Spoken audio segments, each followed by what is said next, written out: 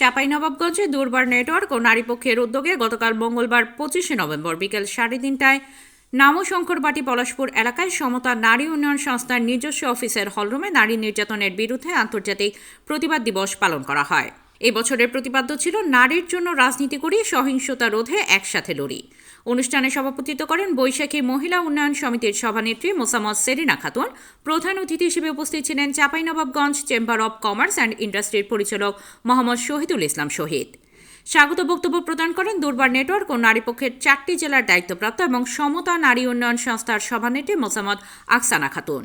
তিনি তার বক্তব্যে বলেন, 1981 সাল থেকে বিশ্বব্যাপী এই দিনটি নারী নির্যাতনের বিরুদ্ধে আন্তর্জাতিক প্রতিবাদ দিবস হিসেবে পালন হয়ে আসছে।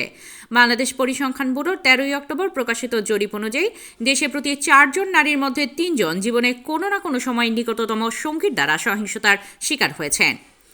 এসব সহিংসতার ধরন হচ্ছে শারীরিক, মানসিক, যৌন ও অর্থনৈতিক নির্যাতন। তিনি সরকারের প্রতি দাবি জানিয়ে আরও বলেন, নারীর উপর যে কোনো ধরনের সহিংসতা চলবে না।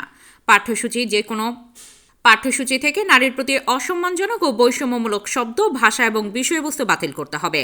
নারীকে কখনো অধস্তন বা পুরুষের ভোগ্যবস্তু হিসেবে দেখানো যাবে না।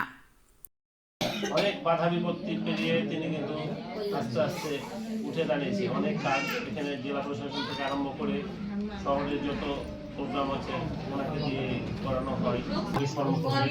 আমি নিঃসন্দেহে আপনাদের মানে যে কোনো সময় সহযোগিতার হাত বাড়িয়ে আপনারা আজকের যে প্রোগ্রামটা আছে আপনাদের শুনেছেন এই প্রোগ্রামে। মাহিদুল ইসলাম ফরহাদ, চাঁপাইনবাবগঞ্জ জেলা প্রতিনিধি, ঢাকা প্রেস।